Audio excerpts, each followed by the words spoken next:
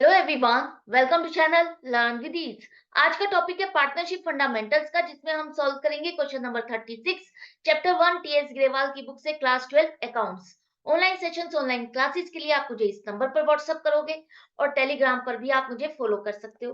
तो क्वेश्चन में दिया है कि दो पार्टनर है एक्स और वाई। एक्स को सैलरी दी जाएगी हर महीने 10,000 रुपए, साथ में उसको कमीशन दिया जाएगा 10%। कौन से प्रॉफिट पर? नेट प्रॉफिट तो लिखा है, लेकिन कौन सा प्रॉफिट? वो प्रॉफिट जिसमें से पार्टनर्स को जो भी सैलरी दी जाएगी उसका खर्चा माइनस करने के बाद जो प्रॉफिट बचेगा उसका 10% उसको कमीशन दिया जाएगा। इसी तरह से वाई को भी सैलरी दी जा रही है 25,000 पर एनम, मतलब कि पूरे साल में सैलरी उसको 25,000 रुपए मिलेगी। कमीशन उसको जो दिया जाएगा वो भी, उसको भी कमीशन देना है आपको 10%। लेकिन नेट प्रॉफिट आपको यहाँ पर कौन सा लेना है?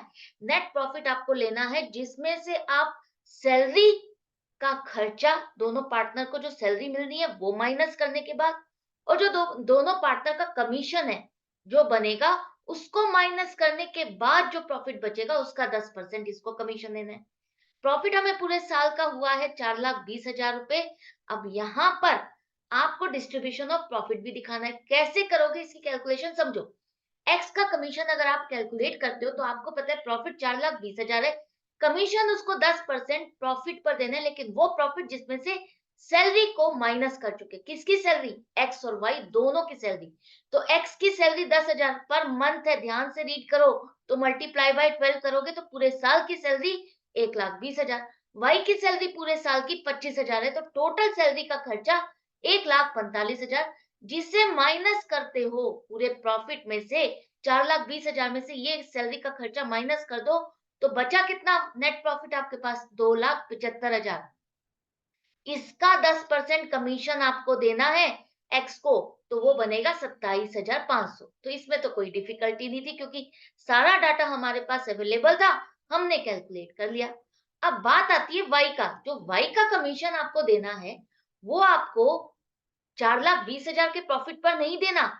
10% कमीशन उसको देना है सैलरी का खर्चा और सारा कमीशन जो एक्स का बनता है वो माइनस करने के बाद, और जो वाई का कमीशन बनता है वो भी माइनस करने के बाद जो प्रॉफिट बचेगा उस पर देना है। तो 4,20,000 में से हम सैलरी तो माइनस कर सकते हैं, कर दिया।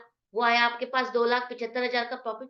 साथ में हम एक्स का जो कमीशन बना था वो भी माइनस कर देते हैं। तो अब हमारा प्रॉफिट कितना बचा? 2,47,500। इस स्टेप तक तो हम पहुंच गए, लेकिन वो कह रहा है वाई का कमीशन जो बनता है वो भी माइनस करने के बाद जो प्रॉफिट बचेगा उस पर कैलकुलेट करना है। अब जो वाई का कमीशन हमें देना है वो हमें पता ही नहीं है, तो हम माइनस कैसे करें? तो अब हम इसको कैसे कैलकुलेट करेंगे? घबराना नहीं है, कंफ्यूज नहीं होना।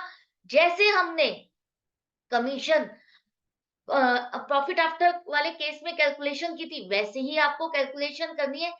देखो यहाँ पर आपके पास आ गया net profit after charging commission, मान लेते हैं 100 रुपए। हम मान के चल लेते हैं कि हमारा जो प्रॉफिट है सारा सैलरी का खर्चा और एक्स की कमीशन और वाई के कमीशन दोनों को माइनस करने के बाद 100 रुपए बचता है।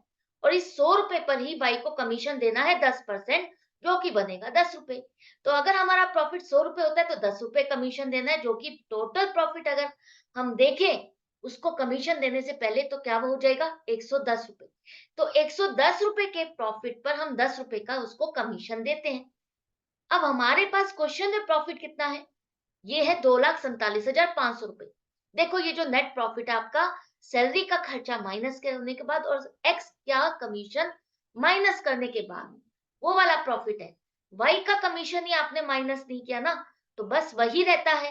तो एक तरह से वही आ गया आपका नेट प्रॉफिट बिफोर कमीशन। जिसको कमीशन देना है उसके कमीशन से पहले वाला प्रॉफिट ये। तो 2,47,500 का जो ये प्रॉफिट है ये आपका 110 के बराबर है।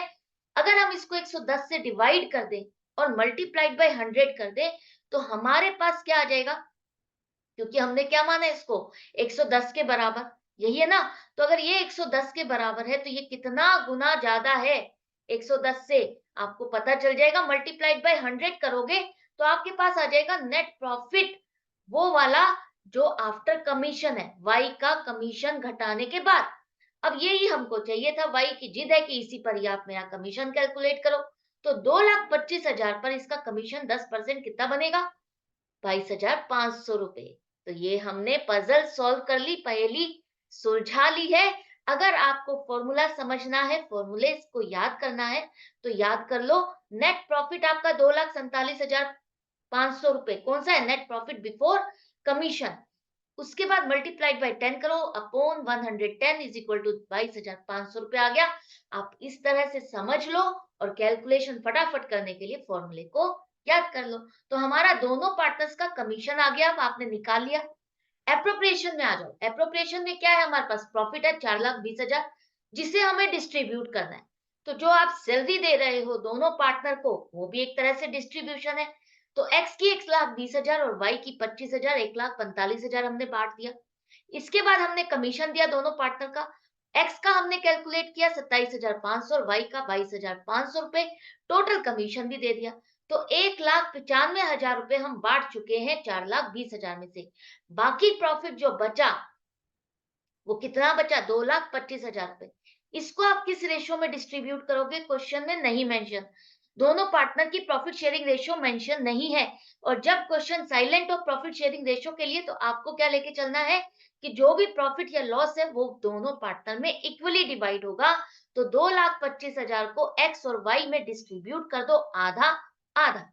तो एक्स और वाई प्रॉफिट है, तो इन दोनों के अकाउंट को क्या करोगे? आप क्रेडिट करोगे। और कहाँ लिखोगे? यहाँ क्रेडिट साइड का टोटल ज्यादा है, डेबिट साइड का कम है, इक्वल करना है, तो डेबिट साइड पे लिखोगे to profit transfer to X capital account 1,12,500, Y's capital account 1,12,500। Entry क्या बनी? Profit and loss appropriation account debit to partners capital account, यही बनी ना। तो अब हमारे पास जितना प्रॉफिट था हमने दोनों पार्टनर्स में बांट दिया है। सैलरी, कमीशन और प्रॉफिट जो बचा था वो भी बांट दिया। एंड में हमारे पास कुछ नहीं बचा, तो क्वेश्चन भी कंप्लीट हो गया, फिनिश हो गया।